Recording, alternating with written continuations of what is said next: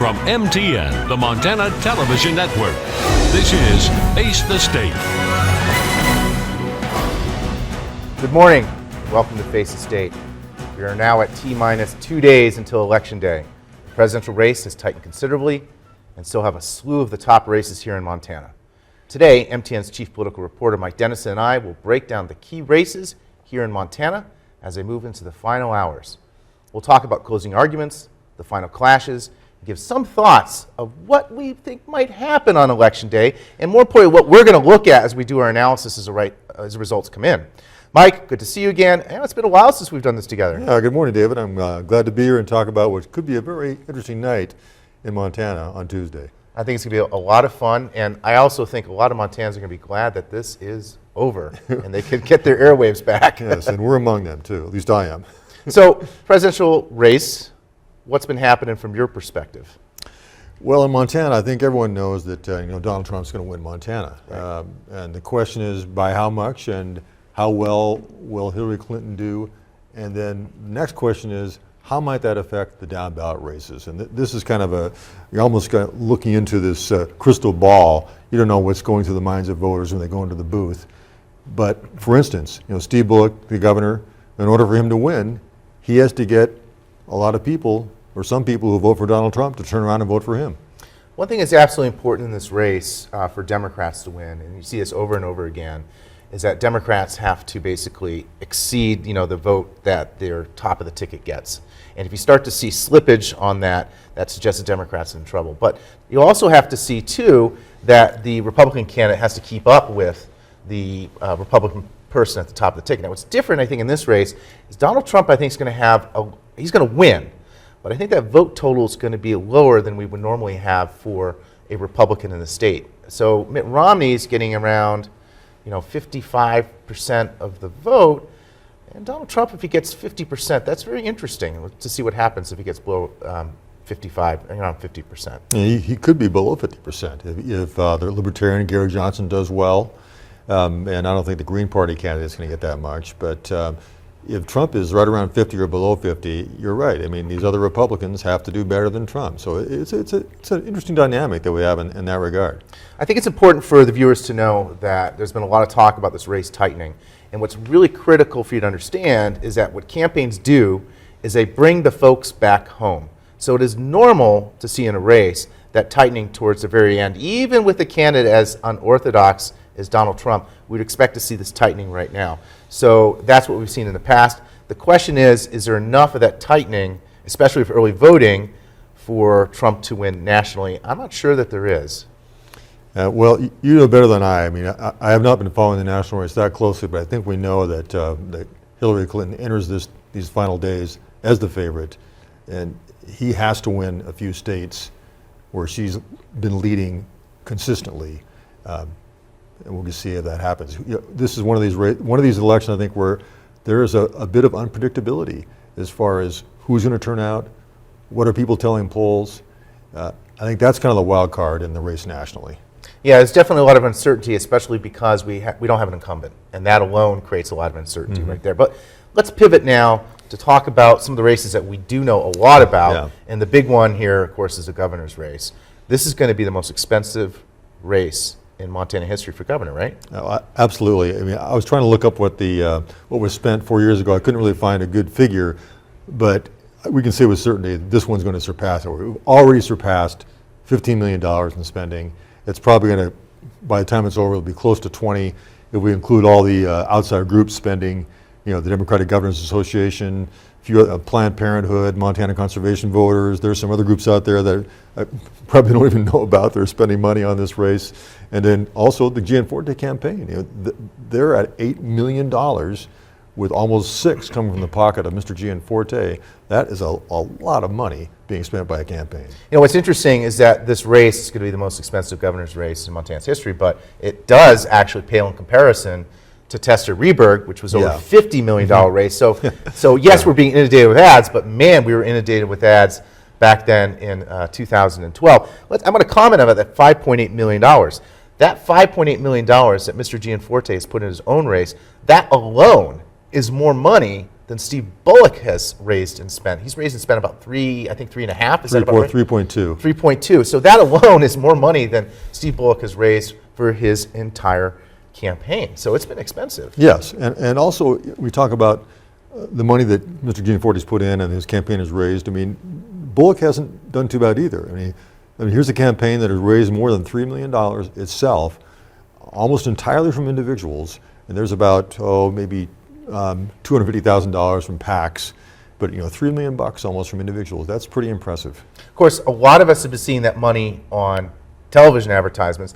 So the West Virginia Media Project, I recommend that you all go to their website, go check out their data. They had a big data dump on Thursday, and you'll see that the Montana governor's race has had more ads aired than any other governor's race by a substantial margin. Than any other statewide candidate. Any other statewide candidate. Yeah, any state office candidate is what the statement I saw from the Center for Public Integrity this week. And here is we're talking about 57,000 ads.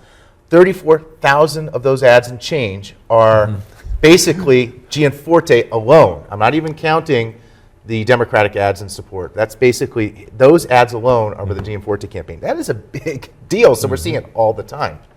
A lot of advertisement. And a lot of those ads, looking at in terms of tone, one of the things that West Virginia Media Project does is they actually code the ads by tone.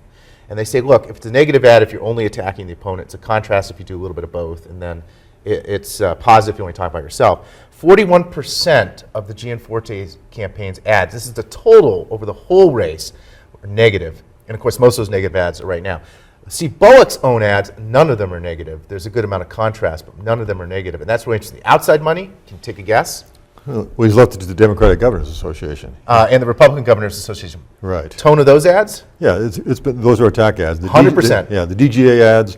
Actually, it's a group called Good Jobs Montana, which is funded primarily by the DGA and a couple of unions. They're the attack dogs on Gianforte in this race.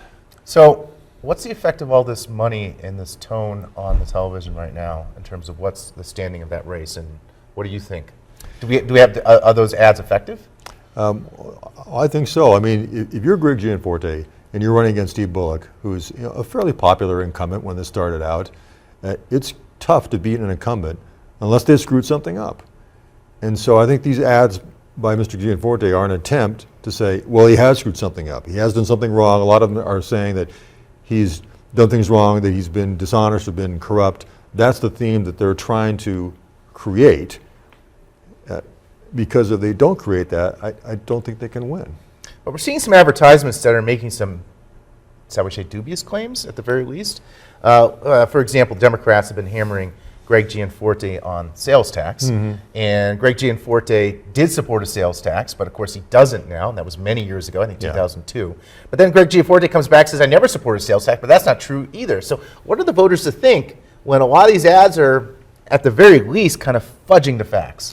Well, the press has written about some of these ads and tried to analyze some of them. We've done a few stories saying, here are the facts behind these allegations. You can decide for yourself, how true they are.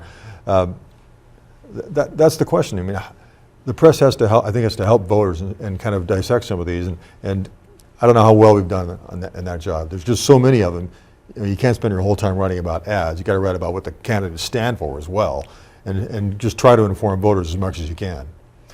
If you look at campaigns in terms of arcs, this is one of the things I talk to my students about, is usually what you see at the beginning of a race is you see the introduction of the candidate, that's a positive arc, and then as you move further into the campaign, you start to see contrast and argument phase. But then at the end, there's what we call the closing argument phase. So what we want to talk about here is we're just going to show two of the closing argument ads used by both candidates. Let's actually show both in sequence. So let's start with the Gianforte ad, and then the Bullock ad, and then we'll talk about both of them. Yes. I'm Greg Gianforte. Special interest groups that don't care about our state are attacking me for where I was born. Well, here's the truth. 40 years ago, I fell in love with Montana on a class trip. Over 20 years ago, we started raising our kids here. We started our business in this house. And someday, it's where they'll put me in the ground. So sure, like a lot of Montanans, I wasn't born here, but I got here just as fast as I could. In Montana, you shouldn't have to be a millionaire to hike, hunt, and fish out here, to get a good education or support your family. I'm Steve Bullock, and unlike my opponent, I'll always defend our public lands, support public schools, not privatize them, and balance our budget without a sales tax, protecting Montana values and passing them down. As governor, that's my commitment to all Montanans. So these ads, the closing argument ads in the race, roughly speaking, thoughts? Well, I think both ads are very well done. But if I'm Greg Gianforte and I have to run that ad now at the end of the campaign, that's not good. Because he's obviously still thinking that the argument that he's from out of state or he's a New Jersey millionaire, which the Democrats have been making like crazy, is still perhaps hurting him. When you're fighting on someone else's ground, that tends to be a problem, when you should be instead advancing the arguments that your campaign want to make at the very end. So that's problematic. The other thing I noticed is that Greg Gianforte at the very end is kind of frowning, and that's, I think, a problem, whereas Steve Bullock in his ads seems a lot happier, and what he ticks in his ads, all the issue terrain that he wanted to cover and talk about. So from that perspective, I think that ad is a little bit more effective. It's also interesting that he kind of takes those veiled jabs. Oh yeah, no, I thought it was Bullock's ad was a very effective and good combination of I'm positive, here's my positive vision, and by the way, I'm going to just like reach over and do this to my opponent a couple times. So, yeah. What's interesting is if you kind of look at the final stages of the race, Gianforte's owned the airwaves, but towards the end, the Democrats have now exceeding in terms of coverage and gross rating points in many of the markets here in the state. So one of the things I look for is an information disadvantage, and right now the information disadvantage has been on the Republican side. That's important, I think, in the closing days. So election night, we're both going to be sitting in desk. I'll be here in Bozeman. You're going to be up in Helena. Polls close at 8 o'clock. What are we going to be looking for signs of what's going on in this race? Well, we'll be looking at how Steve Bullock does in the urban areas, in the areas that are Democratic, like Missoula, Butte, of course, and then Helena, Bozeman, Billings. I mean, he has to do well in those areas because you know he's going to get beat in the rural areas and places like Kalispell and Ravalli County down in Hamilton. He's got to roll up a big margin and to withstand kind of the rural votes coming in, which are going to be heavily for Gianforte, I would think. So the secret sauce to what we do on election night is and this is at least what I do, so if you want to follow along and play the game at home, is I pull down election results from 2012. I pull them into an Excel spreadsheet, and the first thing I do is I look at those numbers relative to that last race. So for example, 50% of the vote in Gallatin County went for Steve Bullock in 2012. Does Steve Bullock hit that number? Does he exceed it? 57% in Lewis and Clark County. Does he exceed that number? Is it below that? So early signs of danger for Steve Bullock. One of the first counties that reports is Lewis and Clark. Pretty much like clockwork, about 8:30, 8:45. If I see that he's below that 57% target, that's going to be a sign of danger for the Democrats. And then I'm going to look at the rural areas. He only got 33% out of Beaverhead County.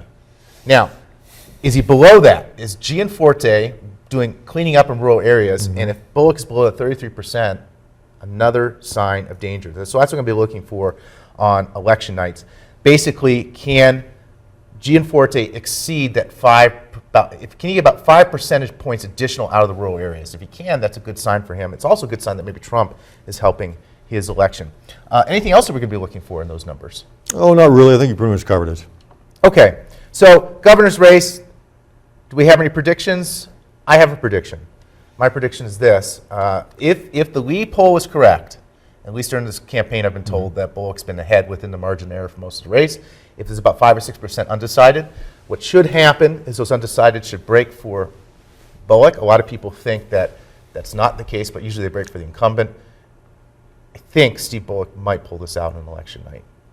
Well, I think it will be a close race. And the incumbent, I think, is always the person to beat. They've got to be the favorite unless they've done something really stupid. And I don't think he has.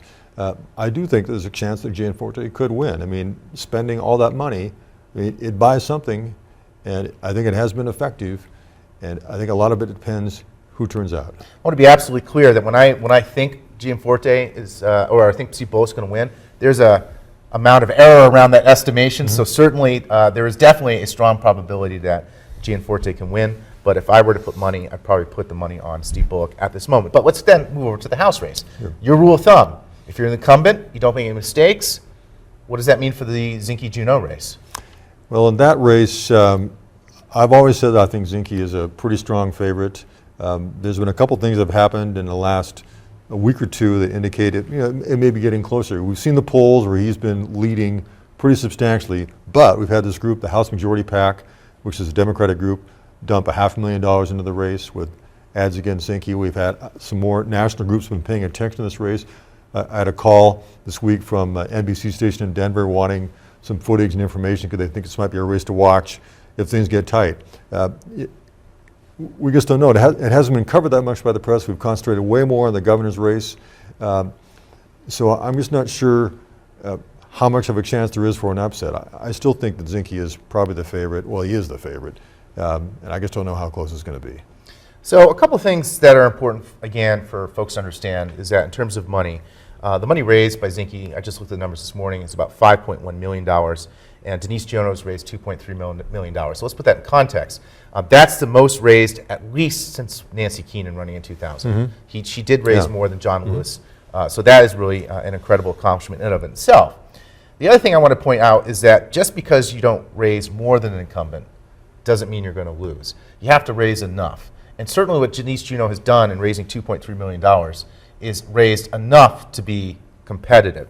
What are the signs? Well, first of all, there's a lot of advertisements in this race. Denise Juneau, again, I want to be clear on this, actually has had more ads in this race than Ryan Zinke, especially in the last few weeks. So that's creating an informational disadvantage to her favor that could help her on Election Day. The other key factor, of course, is what's going to happen in the reservation. What are you hearing about get out the vote efforts on reservation counties here in the state? Well, the Democratic Party has someone specifically assigned to do that, which they've had before. And however, the Republicans, they've also had Representative Bruce Meyer from Box Elder, who's a Native American, the only Native American Republican legislator. He's been helping to coordinate the Republicans' efforts on reservations around the state. He's been campaigning himself very hard for a Senate seat. So it remains to be seen how that goes. You would think, the conventional wisdom is if we have a large turnout on reservations, this is going to help Democrats. So if you look at the numbers, what's interesting is that Ryan Zinke in 2014, for a Republican, did exceedingly well in the reservations. Bighorn County, for example, 40% of the vote, Glacier 38, Lake County 55, Roosevelt 47, Blaine 38.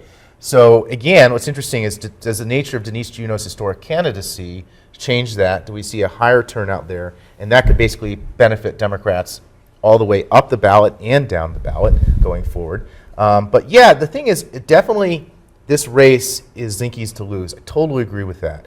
Denise Juneau seems to have closed, and what's interesting is that the Zinke campaign has felt itself compelled to attack Denise Juneau in a series of ads. Oh, yeah. That's a sign that they're at least worried.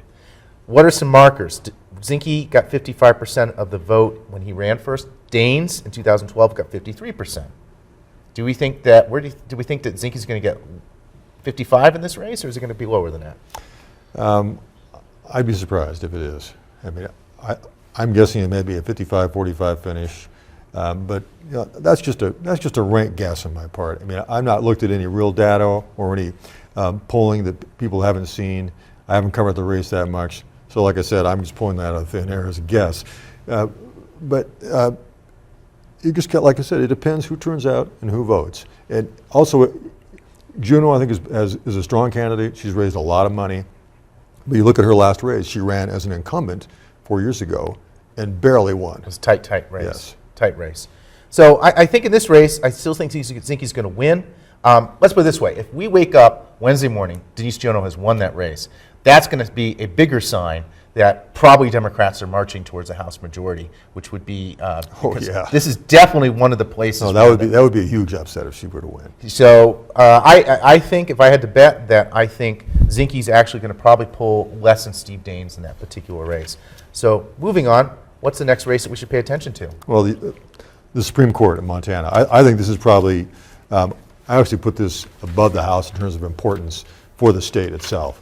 Because here we have a race, we're talking about the race for the open seat between Dirk Sandifer, a district judge in Great Falls, and Kristen Juris, an attorney also from Great Falls. And the winner of this race, it could swing the political balance of the court. Juris is supported by conservatives, Sandifer is supported by Democrats, and they're running to fill the seat held by Pat Cotter, Justice Pat Cotter, who's definitely part of the liberal wing of the current court. So if Juris were to win this race, we're going to have 3 conservatives and probably 3 liberals and a swing person on the court. A lot of money's been spent in this race, more than $1.5 million, a lot of spending by outside groups, and there's a lot of undecided people. It's going to be close. How does that 1.5 million compare to the wheat race in 2014? I think the wheat race was about 1.6 million, and so this is right in that ballpark. It could be more. We see some more dumped in here in the last week, but I think it's going to be right around that area. What's in terms of spending? Who has the advantage? Well, Sandifer himself, his campaign has spent almost twice as much as Juris.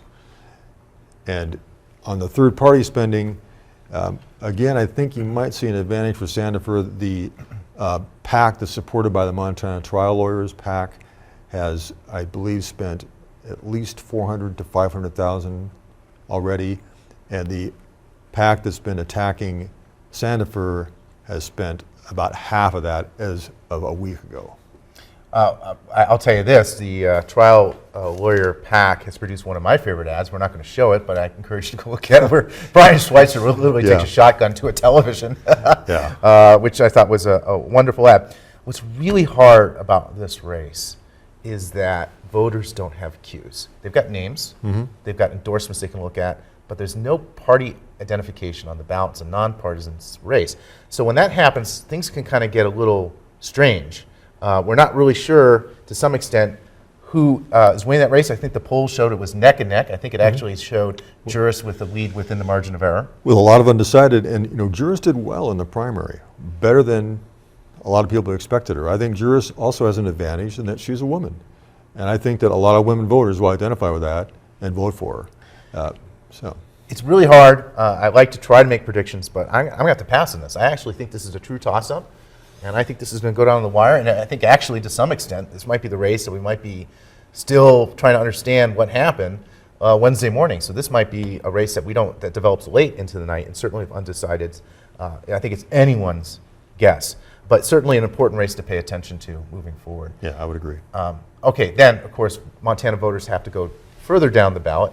We have all those statewide offices that are open. We've got what? Auditor, Secretary of State.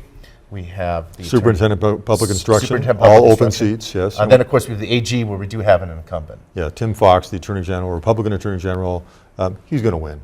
That's a tough prediction, Mike. I'm not sure. You're going on the limb there with that prediction. Yeah, I mean, Mr. Fox has got maybe, 10 times the money of his opponent, something like that. Larry Gent, the Democrat, came in on the last day to run, and he comes out and says, people talked me into running to just have someone to run against Tim Fox, because we knew he was such a heavy favorite. Now, the other races beyond that, the open seats, those are the ones to watch. Those could all be fairly close races, and I think it's possible we could have a Republican sweep of all those seats. I think it's just as possible it could go the other way. I mean, these are truly toss-up races. What's important about those races, again, you said the key thing, open seat. And so we're going to a situation is, part of the reason Democrats have been able to do well is because Democrats have incumbency in those races. Now all of a sudden, those 3 seats, you don't have an incumbent. So the default for people tends to be, lacking any other information, they default to their partisanship. So we would expect in some of those races, the Republicans should win simply because they have an R after their name going forward. And what's interesting in terms of spending, the superintendent's race has a lot of outside spending from the MEA, MFT in that particular race. You have Melissa Romano, you have Elsie Arnson. Elsie Arnson has a strong legislative background, so that's an asset. She also had a congressional race where she built She's run statewide. Some name ID.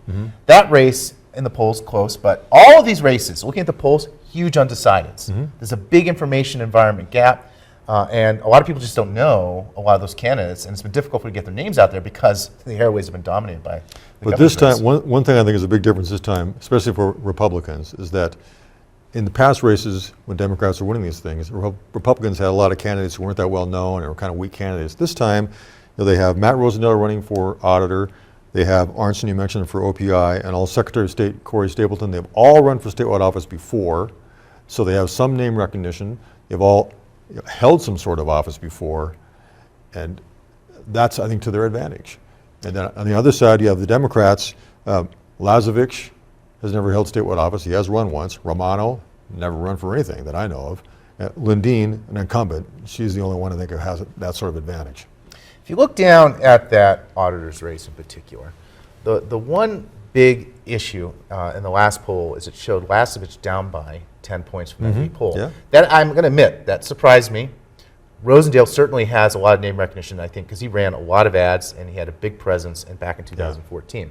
What's interesting, though, who's raised more money in that race? Well, Lazovich. By pretty substantial amount.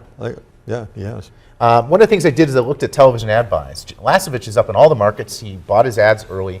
The only place where Matt Rosendale has advertisements, and not a lot, is in Billings and Great Falls. And I couldn't see any cable presence unless it happened recently.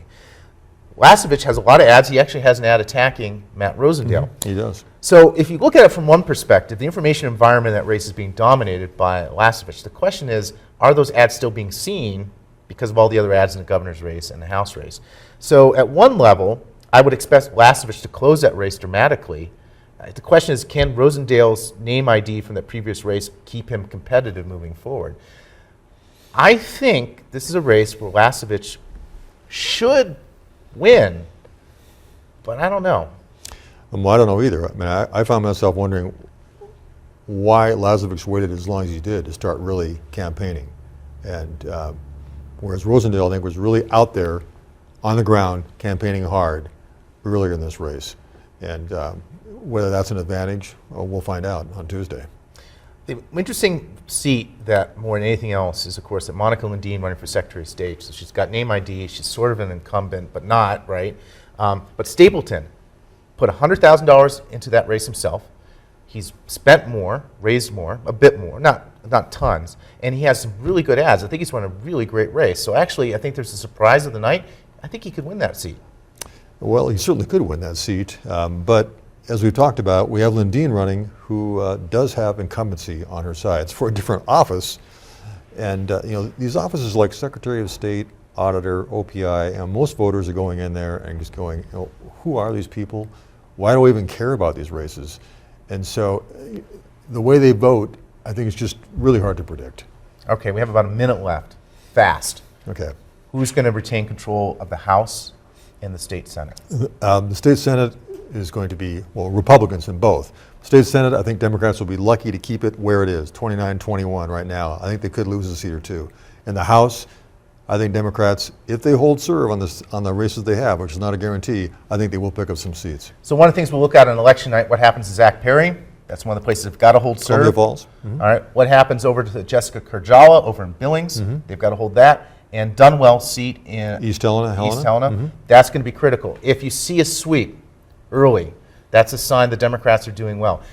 Because I'm a nerd, I ran a statistical model to see what happens. My model says this: Democrats pick up 5 in the House, lose 1 seat in the Senate.